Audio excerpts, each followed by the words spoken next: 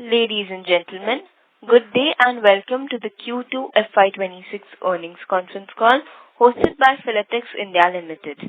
As a reminder, all participant lines will be in the listen-only mode, and there will be an opportunity for you to ask questions after the presentation concludes. Should you need assistance during the conference call, please signal an operator by pressing star then 0 on your touchtone phone. I now hand the conference over to Mr. Bhavin Dedia from Share India Securities. Thank you, and over to you, sir. Thank you. Good afternoon, everyone. On behalf of Share India Securities, I would like to welcome all participants for Q2 FY26 earnings conference call of Filatex India Limited. We are pleased to have with us management team represented by Mr. Madhusudan Bagheria, Chairman and MD, Mr. Ashok Chauhan, Chief Visionary Officer, Mr. Nitin Agarwal, Chief Financial Officer, and Mr. Vedansh Bagheria, Vice President, Corporate Strategy. We will have opening remarks from Mr. Madhusudan Bagheria to give an overview of the company's performance. This will be followed by Q&A. Thank you, and over to you, Madhuji. Thank you. Good day, everyone, and a warm welcome to all attendees joining us for the second quarter FY26 conference call. Joining me today are Mr. Ashok Chauhan, Nitin Agarwal, and Vedansh Bagheria. I trust you have had a chance to go through our investor presentation, which has been uploaded on both our website and the stock exchanges. Let me now take you through the highlights of our performance this quarter and share some perspective on the broader journey through the first half of the financial year. Q2 FY26 was an important quarter for us. The company continued to make steady progress across all key parameters, reflecting both operational consistency and a clear focus on improving profitability. On a Q-to-Q basis, revenue growth request has been initiated. If you'd like to cancel this request, please press star 0 again. On Q-on-Q basis, revenue grew to 1076 crores from 1049 crores. Sales volume also moved up from 97,263 metric tons to 101.391 metric tons, indicating healthy demand and improved capacity utilization.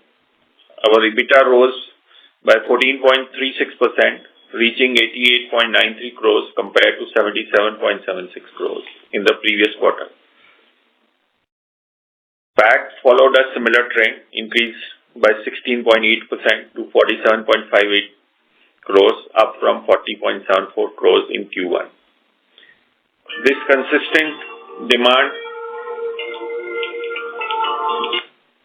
consistent quarter-on-quarter progress underscores the benefit of our ongoing focus on efficiency, cost discipline, and better product mix management. Looking back at the first half of the year, we are pleased with the steady improvement across all key metrics. Revenue for H1 25-26 stood at 2,125 crores compared to 2,103 crores in H1 24-25, marking a stable performance despite a challenging external environment. Sales quantity increased to 198,654 metric tons, up from 192,218 metric tons in the same period last year. Driven by consistent demand and smoother plant operations. What is truly encouraging is the improvement in profitability. EBITDA for the first half rose sharply to 166.7 crores from 106.6 crores, while PAT nearly doubled to 88.32 crores compared to 45.77 crores in the corresponding half of 24-25. This reflects our strong operating leverage and the result of several internal initiatives, from process optimization to better energy management and tighter working capital control. In short, the first half of FY26 demonstrates that the actions we took last year are now delivering visible results. Domestically, We continue to perform well despite global uncertainty and raw material price volatility. Demand for polyester yarn remains stable, with encouraging signs of recovery visible in the downstream textile value chain. That said, there are some policy level changes which we are watching closely. The proposed anti-dumping on MEG, a key feedstock, could increase production costs across the polyester ecosystem. Nevertheless, our strong Q2 performance demonstrates that we are well positioned to navigate such headwinds through operational excellence and prudent cost management. As we had shared earlier, we have embarked on a total investment plan of around 650 crores, covering capacity expansion, sustainability, and energy efficiency. Additional yarn capacity project 235 crores, progressing well with major machinery orders placed, completion as per target by September 2026. Recycling project, civil construction is underway and major equipment orders have been placed. Production is scheduled to begin by September 2026. Steam infrastructure project for 85 crores already in the implementation phase, turbine orders placed and pipeline work is progressing well. Completion is expected by June 2026. Renewable energy initiative being implemented under MOU with Torrent Power. It is currently awaiting statutory approvals. As a part of routine efficiency improvement, we had initiated automation in rather labor-intensive post-winding operations, including doffing and packing of FDY and POY lines, with an investment of 40 crores. The infrastructure is ready and shipments of equipment will begin from end of this month. Except for minor regulatory delays in renewable approvals, all projects are progressing as planned, reinforcing our commitment to sustainability, efficiency, and scale. We remain optimistic about the medium-term outlook for the polyester industry and availability of key input materials. The upcoming PTA capacity additions, 1.2 million metric tons of GAIL, likely to start by February 2026. And 1.2 million metric tons of IOCL to start by September 2026, and 3.2 million tons by Reliance Industries, likely to start by early 2028. All these are expected to significantly reduce India's dependence on imports, lower freight costs, and improve supply chain stability. As these capacities come on stream, raw material availability should improve, pricing expected to become more balanced, and volatility in input cost will moderate. Combined with an anticipated recovery in domestic textile demand and more positive global trade sentiments, we believe these developments will create a structurally stronger environment for the entire polyester value chain. To sum up, Q2 FY26 and the first half of the year reflects steady growth, improving margins, and growing operational strength. Our strategy of disciplined expansion, sustainability focus, and cost optimization is now translating into clear financial outcomes. We have always believed in robust growth of polyester yarns in global fiber consumption, and we continue to move forward with confidence, building efficiency, investing in the right areas, and creating long-term value for all our stakeholders. Thank you.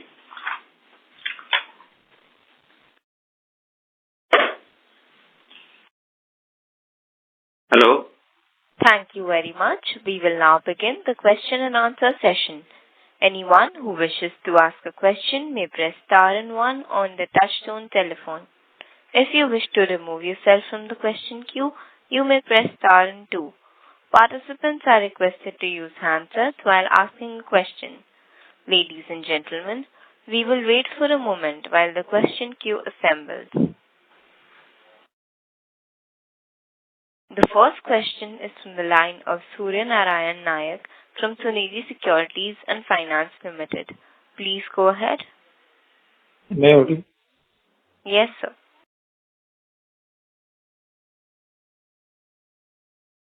Mr. Surya Narayan, please go ahead.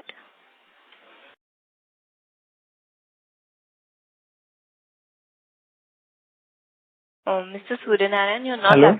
Yes, sir. Please. Am I audible? Yes, sir. You're audible now. Yes, you're audible. Thank you. Thank you. Thank you, sir, for giving me opportunity. So just a couple of questions. Just to understand that the average selling price is remaining in the range of 106 to 109 for last year and current to date, but down slightly to around 1 to 2%. So just to understand whether the gains on the GP side, gross margin side, is due to the lower relief from the PT or MEG side, or what actually? That is first question. And regarding the packing lines, where I just couldn't understand where we are, because it was scheduled to be operational from the June 26th. So has it got postponed? See, regarding the pricing, there is a slight fall in the finished goods pricing, but the raw material has fallen much more than that. So that's why the margins have improved. And as per the packing lines, no, the delivery is starting from end of this month, and the shipment time is 45 days as it's coming from Europe, and this is the first lot of shipment. It will keep on coming. The final commissioning will happen by June 2026 only. So whatever the plans, be it the packing lines or let's say RE power and the... All on course. Only the RE power might get little delayed because the company with whom we had the tie-up, they are facing some issues from the government getting the connectivity and all those things. We are exploring from others also if we can get power from some other sources. So that will be postponed to second quarter, sir? So that would get postponed to maybe something like July, August 2026. So second quarter, sir, right? Right? Yeah. Second quarter of FY26. Okay. And regarding, sir, your recycling foray, so just to understand that you have recently tied up with two companies for the supply chain, waste supply chain, that is all nice. We are in advanced talk with some other brands also. So okay. I feel that we should be able to have some more tie-ups in the next, by end of this quarter. So the current tie-up is sufficient to get the requisite raw material, waste raw material for the unit, or we are still negotiating with... It's a two-way tie-up. They will also supply raw material and also buy the finished goods. Correct. No, I'm talking of the input side. It is not for the full volume. Okay. So when are we expecting the full volume tie-up will be for input tie-ups will be in place? The input tie-up is already there with the local suppliers. There are local suppliers around the plant, which is in Surat area. There are a lot of consolidators who buy pre-consumer waste, and that is ample available. This supplier is for the post-consumer. They buy fabrics, own fabric, okay, and that they will supply to us. So that is the fabric which you have currently dealt with is post-consumer, not the pre-consumer, right? No, we can deal with both of them. On the post-consumer, the sorting is a big issue because we need to know what is there in the fabric. Correct. Pre-consumer, it is easily known what is there in the fabric. Post-consumer, you have to check it, whether how much polyester is there, how much nylon is there, how much cotton is there, woolen is there. So that's the challenge there. So that challenge, these guys are taking it out and giving it, so we have had a tie-up with them. and they cannot give the full volume, but they might be able to give us around 10-15% of our requirement. And we are talking to other suppliers also similar. So as and when we have a tie-up, we'll announce that. So before the commissioning, maybe by June, July, we should be in place to It is not going to stop because we have tie-up of pre-consumer suppliers already. So it's not necessary that we go for 100% post-consumer.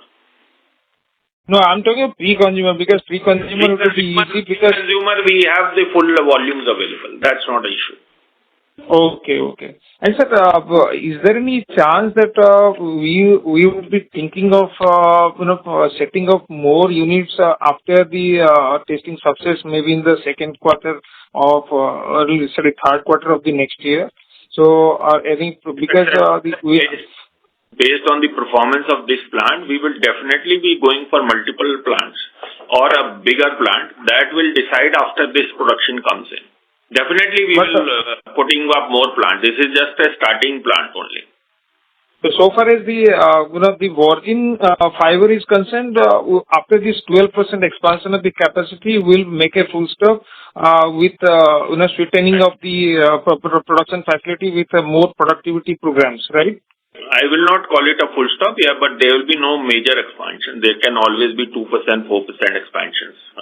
Oh, that's okay, sir. Okay. There will not be any major expansion in the virgin. Main focus would be only recycle after this. And the balance sheet side, some repayment has also happened. So, is there any chance of influx of more any dates in the second half? Because we will be buying actually paying the amount to the vendors. So this year, any influx of the date of likely in the second half? In Filatex, there will be no influx of the second half. In Texfil, definitely can be some loans which will take because we have already tied up with the banks in Texfil for the loans, and maybe in the second half we will have some disbursement. But sir, the cash flow from operations in the first half itself is very robust. So do you require? Wait and watch. If we require, then only we'll take it. Now, till now, we have not taken up. So I cannot say that we'll not take it. As in required, we'll take it. If not required, we'll not take it. Okay. And sir, with the Gales facility coming in, or let's say later IOC, what kind of margin expansion we can perceive incrementally? See, if both of them come in, I think we should have a margin expansion from the raw material at least of around 2%. 2%. And with the addition of the productivity programs that is currently underway, which will be commissioned in the second half, or let's say maybe second or close to second half. So that will be further adding how much percentage overall EBITDA? See, the volume expansion will not add as a percentage. It will add as a number, definitely. Yeah, volume percentage only 12%, I agree, but no productivity programs I'm saying. I mean, the steam and others, RE power and others. Steam is likely to add around 60 crores of EBITDA in the full year of operation. And the new capacity addition which we are doing of 235 crores should give around 70-75 crores of EBITDA in the full year of operation. And in the recycling fibers, we have earlier advised or let's say guided that around EBITDA percent is 35% as against the virgin fibers EBITDA of 9% currently ruling. So nearly about four times jump. So are we? Can you confident we should do a EBITDA of around 80-85 crores in the virgin fiber business. So currently, I mean, that kind of, so just to understand from you that, because what sort of compulsion that is there with the brands to buy the recycled fiber at such a high price when the virgin price, is quite low. What is the requirement? I mean, that is what I just commercially just want to understand from you. The European Union has made it some compulsions for them to use recycled fiber, and lot of these brands have their EPR commitments with So they have to become 100% recycled by 2030 or 2031. So that is why they are all going for it, and they have been told to use textile to textile, not bottle to textile, because that doesn't become the sustainability for them. No. So the circular economy is only complete if they are doing textile to textile. So right now, currently they are using bottle to yarn kind of recycling. Yeah. So, sir, currently, who else are the global players who have been successful? Because we have done some research to understand the kind of the competitive. Few global players, but they all are in the very initial stage like us, or maybe their all plants are expected to come by 27 or 28. No plant is coming by 26 as per my knowledge. So all are in a similar kind of a stage, putting up plants or talking to people and doing the tie-ups. So you are saying that the such kind of facilities across the globe are waiting to be scaled up. Maybe that is in the preliminary stage, and that will be once the success will be there, then definitely that they can be easily scaled up. That is the idea. Yeah. So all are in the initial stages and putting up plants of different capacities. But I don't, as per my knowledge, nobody will be commissioning plant by end of 2026. Okay. Thank you, sir. Thank you. Plants which will be commissioning in 27 or 28. Thank you, sir. I will come up later with you. Thank you very much. Participants who wish to ask a question may press star and 1 at this time. The next question is from the line of Bhavin Dedia from Share India Securities. Please go ahead. Yeah, hi. Am I audible? Yes, sir, you're audible. So my first question was how big is the first mover advantage which you can gain since your plant will be operational in FY26 as compared to 27 and 28 for other players? Sorry, I mean if you can slow down. Not your echo is there. I think you are on a speakerphone or not. Can you hear me now, sir? No, there's a lot of echo. Okay, I'll call back in queue, sir. I'll call back in queue. What is the first mover? Okay, so the next question is from the line of Varun from an individual investor. Please go ahead. Thank you, sir. Thank you for giving me the opportunity to ask question, and congratulations on good set of numbers. I just wanted to understand how has been the raw material price movement for Q2 and also the first month of Q3. Has there been any increase? If you can just throw some light on that. And also, there is one thing that is eating up the profitability of the company, that is the exchange fluctuation. How does the company plan to mitigate that or hedge that? So the raw material side, this quarter is quite stable, and maybe it will go up slightly. Last quarter also, it was quite stable. I mean, it was not a downward trend compared to Q1. The prices were very stable, or they inched up by 1%, something like that. So I don't see much of volatility in the raw materials going forward. But some will always remain. 1 or 2% volatility will always remain until unless there is a drastic change in the crude prices. Okay, sir. So for Q3 also, do you expect them to remain in the same level? Sorry, can you repeat? So for quarter 3 also, do you expect them to remain in the same level, the raw material prices? Yeah, it will be at a similar level. It can slightly edge up 1 or 2%, nothing more. Okay. So it will remain at the similar levels. Nothing major is happening right now. Okay, so just to understand one.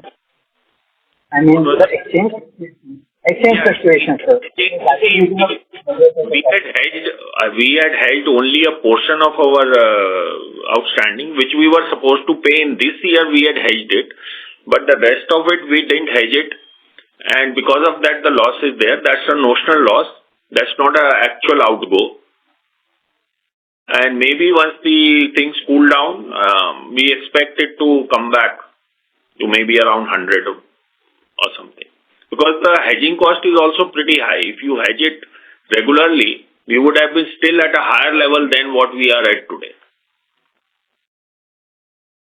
Okay, sir. So do you expect it to come at that 100 level that was taking it for FY27 or this quarter? It depends. See, we have a consultant who guides us. We are not expert in this. So based on his guidance, we take the call. Okay, sir. So just wanted to understand this CapEx of 660 crores that the company is doing. How much it would be funded through debt and how much would it be funded through internal accruals, and how will this impact your finance cost going ahead? If you can throw some light on that. Yeah, see, so we would be taking around 200 crores of debt for the recycle project. That's the outer side. Maybe we might not take, if we have internal accruals better, we can reduce that. For the 235 crores of the yarn expansion, we have already tied up for the machinery finance.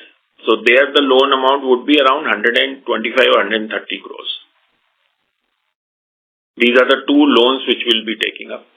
Rest will be through internal accruals only. And that 200 can go down if the internal accruals are healthy, we might reduce that.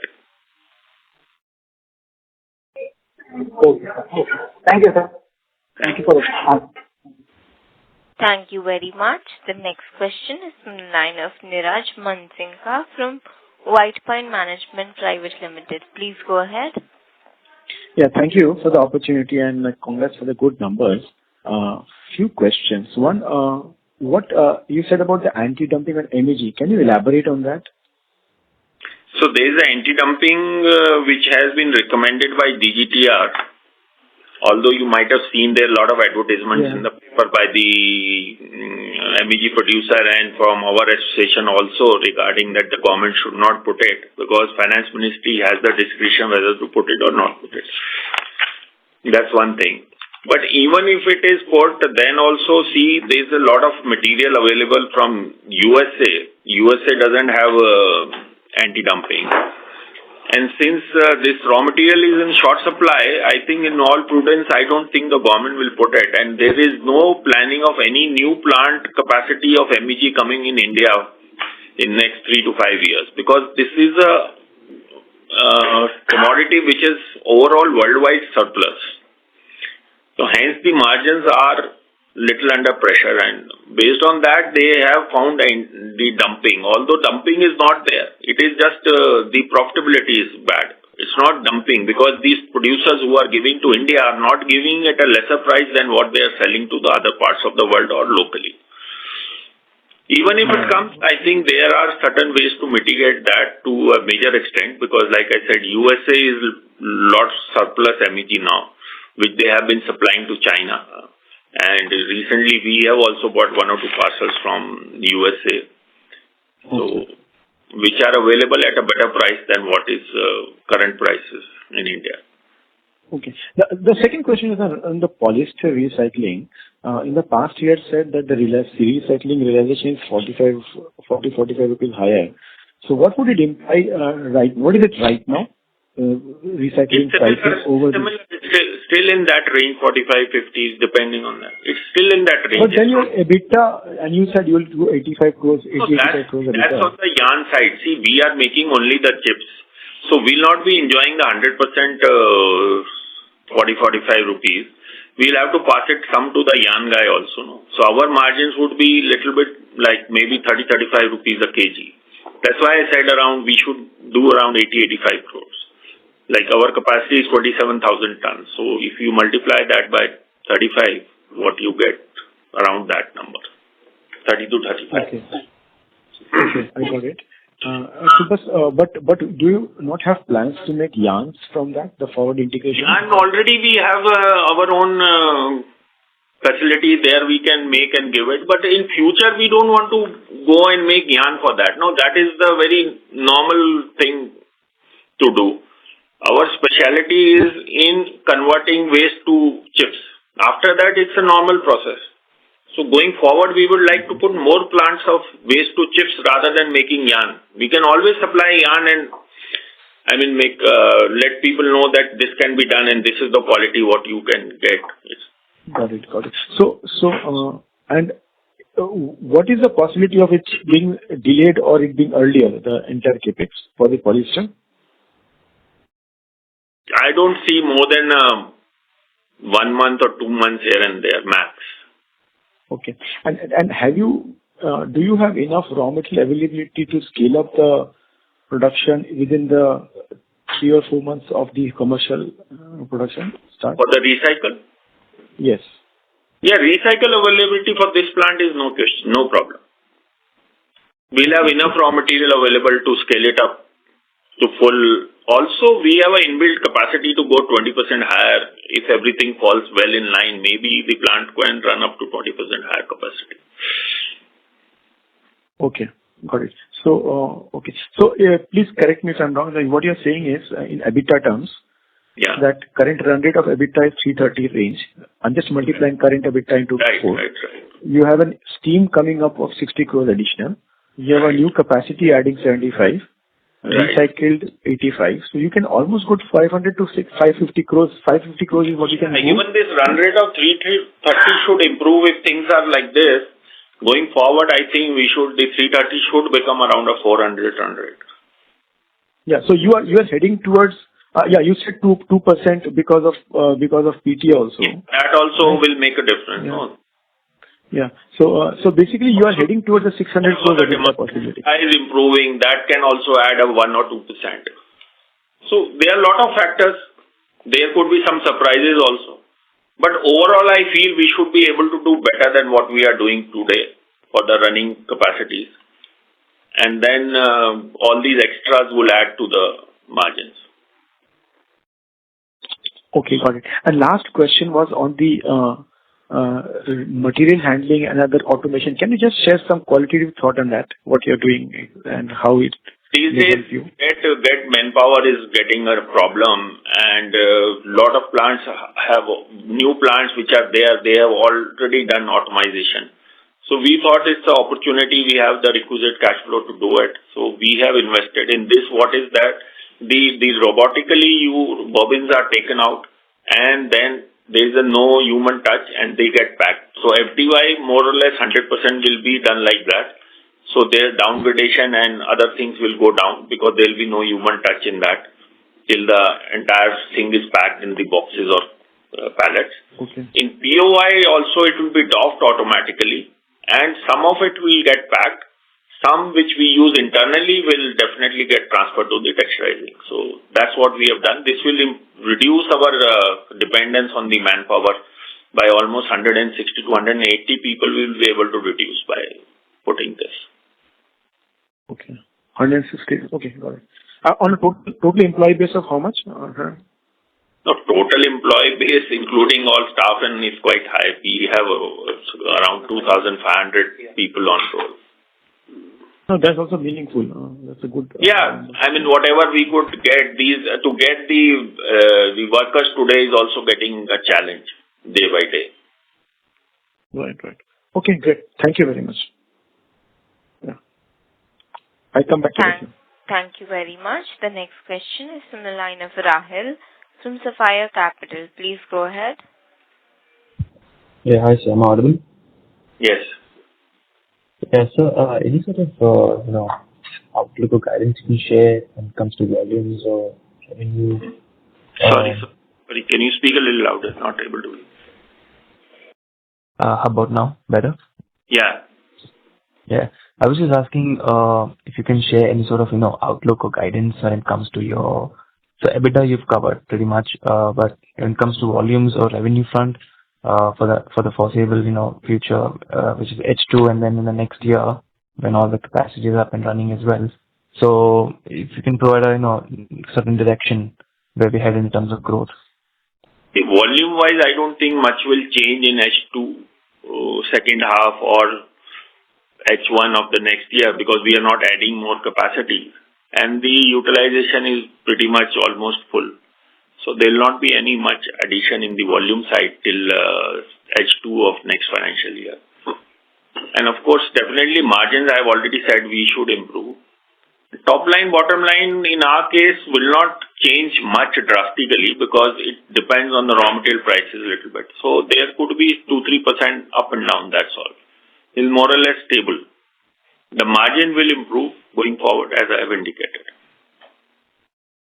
So is it fair to say in the H2 of next financial year, things can take a turn when it also comes to top line? Top line would be very similar. It can go up by 2-3% or remains at these levels. There will not be much change in H2 of top line. The margins, I feel, not this H2, even next year H2, top line cannot be... Definitely, it will go up by at least 10-12% of what it would have been. It will go up by the capacity which we are putting for sure. Yeah, that's what I wanted to know. Okay, okay, sir. Got it. Thank you so much. All the best. Thank you very much. The next question is from the line of Surya Narayan Nayak from Sunidhi Securities and Finance Limited. Please go ahead. Yes, sir. So the recent GST reforms that has been made. So with that, magnet fibers, the old rate was 18% down to 5%, and yarn 12 to 5%. So how do you see structurally it is changing the industry going forward? That is one question. And second thing is that I'll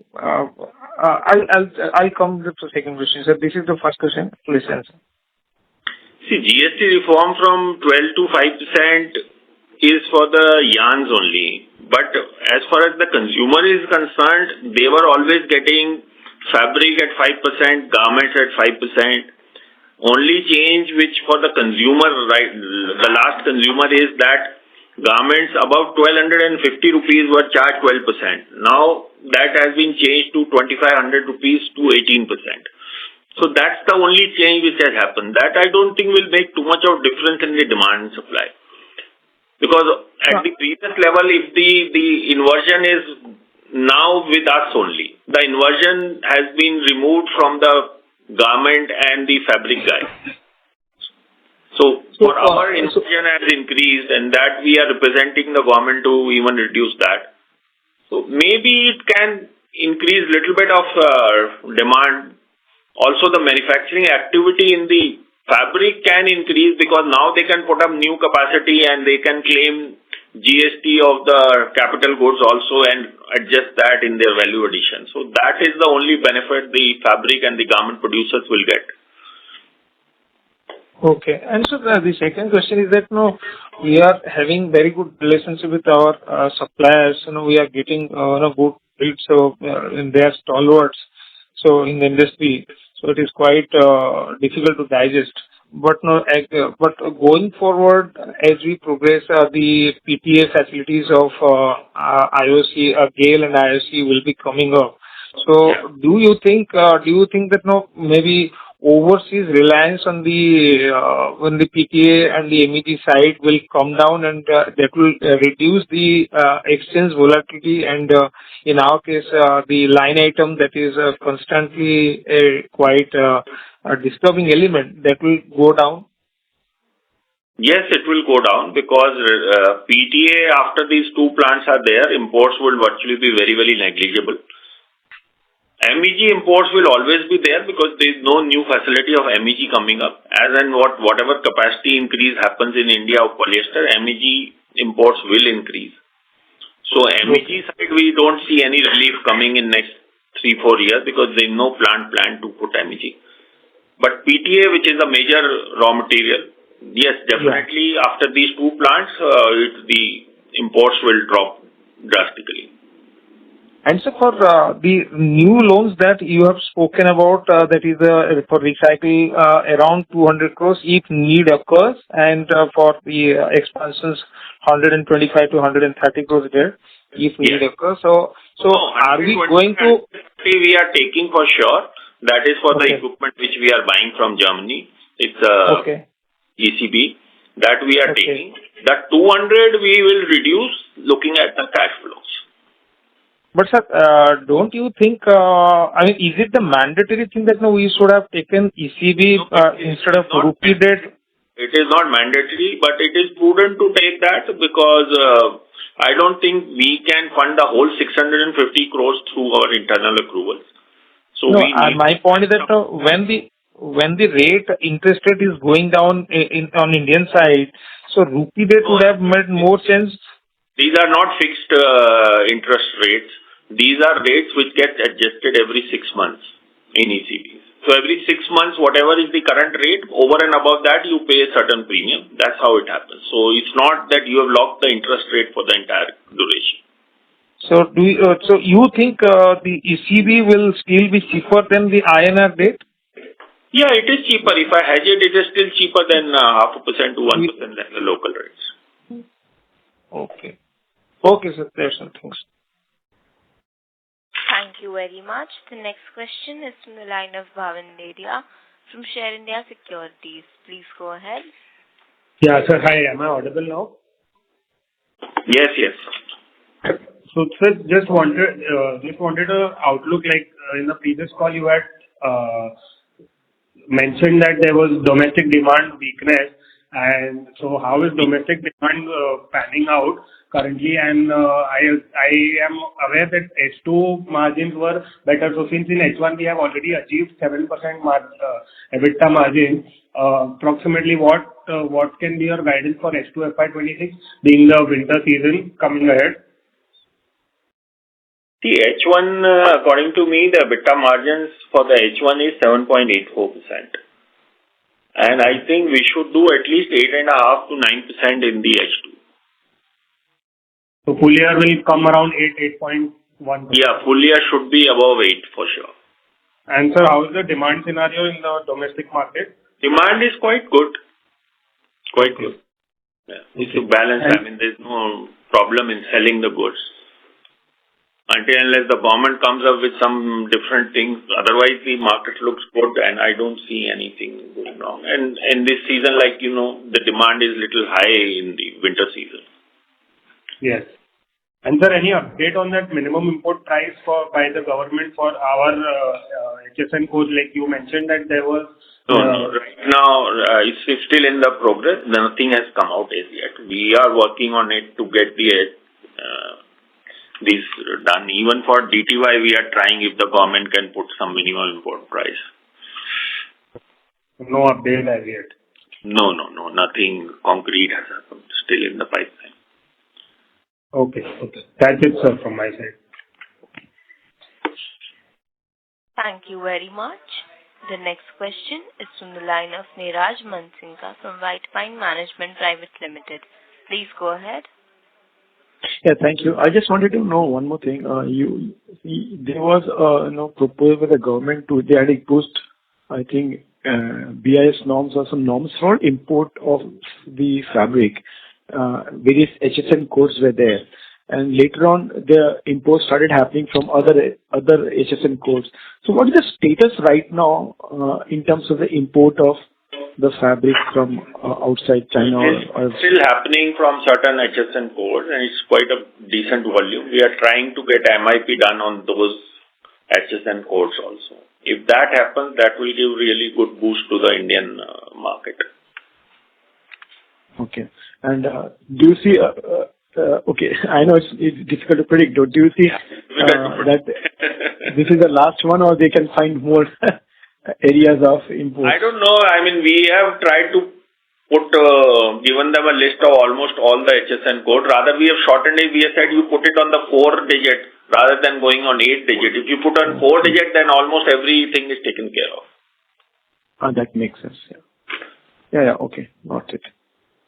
Yeah, and color on the consumption growth in the Indian market. Any color on that? Consumption is happening downstream. Lot of machines are getting put. All these weaving and knitting. Lot of machines are coming.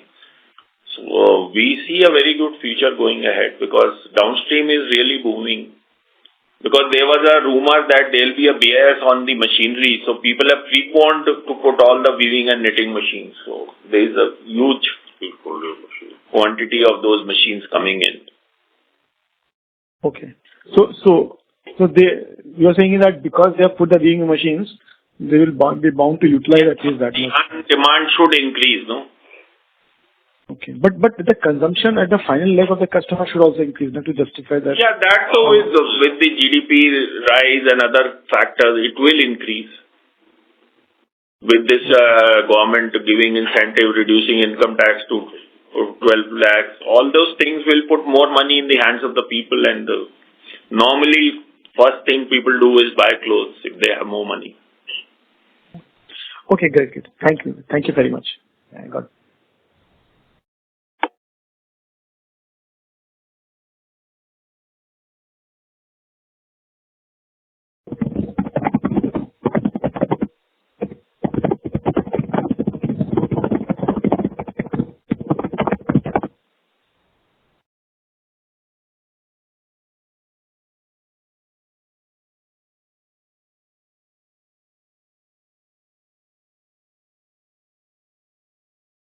The line for Mr. Tushar is disconnected.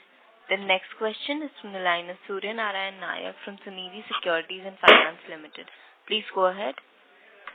Yeah, sir, again, one question is that, so with the influx of the capacities from the GAIL and IOC, so I believe there is currently some gap between the Chinese production prices and the Indian production side. So, which is actually creating some sort of, level playing field.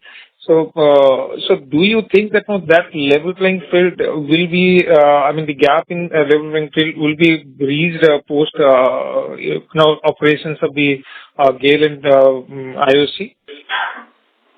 See, right now, because of BIS, Chinese products which we import for re-export are definitely cheaper than what we import from other countries who have a BIS. So that gap should almost go away once these two players come in and start production, because the imports will reduce drastically. So either these people who have a BIS, they'll reduce the prices, or the local producer will have to match the Chinese prices.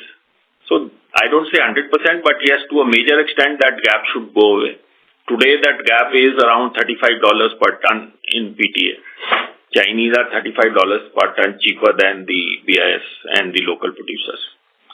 So that's why I said our margins could improve by around 2%, which is around 2 rupees. We should get extra margin because of PTA becoming cheaper in India compared to what it is today. If you can give the price, INR conversion price, what would be the Chinese price and what is the Indian price at the moment, sir, for PTA only? Right now, not calculated. Dollars, I know you can put the dollar rate and calculate. So, dollar rate price of China is around 640 as compared to 675 of the BIS price. BIS countries like Taiwan, Korea, Thailand, Indonesia. So that's these are landed India prices in dollars, and then you have to pay 5.5% duty on that. Okay. And clearing charges. So we could be, maybe you are expecting that this $30 to $35 gap may be reduced, and that is the benefit where that will get reduced, and because of that, even the freights will get come down. The freight which we have to pay on this will come down because there will not be demand. That also gets reflected in the Indian prices somehow. So I think we should get a benefit of around $35 compared to today's scenario as what the Chinese get. So that should for margins by around 2 rupees. So if you will be competitive later, maybe in the 2027, 28 scenario with China, so will it not open gates for export to European countries or let's say cold countries where the man-made fibers are more actually adopted? Yeah, if we are more competitive, yes, exports can go up. For sure. But for export, today also we can get from China, no? So that will not make too much of a difference. It is the Chinese who are selling at very low prices that we are afraid of. And the freight component extra what we pay will always remain, no? Today the local Chinese, let's say, gets the goods at around $600. We have to pay around $675 or $680 in India. So that is the gap. That will come down by $30, $35. But still they will be cheaper by us. So to compete with them, I don't know. If the margin goes up, we'll become more competitive, but it will not, the export will not increase substantially, but they will increase for sure. Okay. That's all. Thank you. Thank you very much. The next question is from the line of Tushar Talwar, an individual investor. Please go ahead. Hi, am I audible? Yes, sir, you're audible now. Thank you. Thank you for taking my question. Recently, the Directorate General of Trade Remedies has recommended imposition of anti-dumping duty on NEG. And we have been seeing a lot of advertisements in the newspapers from industry associations recommending that the Ministry of Finance not accept the proposal. While I will not go into whether it will be imposed or not, I wanted to understand two things, sir. What proportion of our raw materials by value is NEG? And what would be the impact of anti-dumping duty on our EBITDA in percentage and absolute terms if the ADD is imposed by the Ministry of Finance? Thank you. The MEG as such is used around 30% in the product, 70% is PTA. These are the two major raw materials. And out of we are importing almost more than 50-55% of our needs. But if anti-dumping is put, even the local producer will raise the price. So the question of buying locally will not help much. But previously I had told that that from America you can buy. America doesn't have an anti-dumping duty, even if it is put by the Finance Ministry. And America is having a lot of surplus MEG, so which has already started flowing to India. And some of the suppliers have a plant in America also, which are supplying us from Middle East. So they have assured that they will be able to give us from America at very competitive prices. Of course, there will be some impact, and that impact could be on the yarn depending from 50 paisa to 1 rupee per kg. A kind of an impact can come if the anti-dumping is put. And so how much does that translate into, EBITDA percentage? Is that possible to quantify? It's around 0.5% to 1%. Okay, sir. Thank you so much. That's all from my side. Thank you very much. As there are no further questions, I would now like to hand the conference over to the management for closing comments.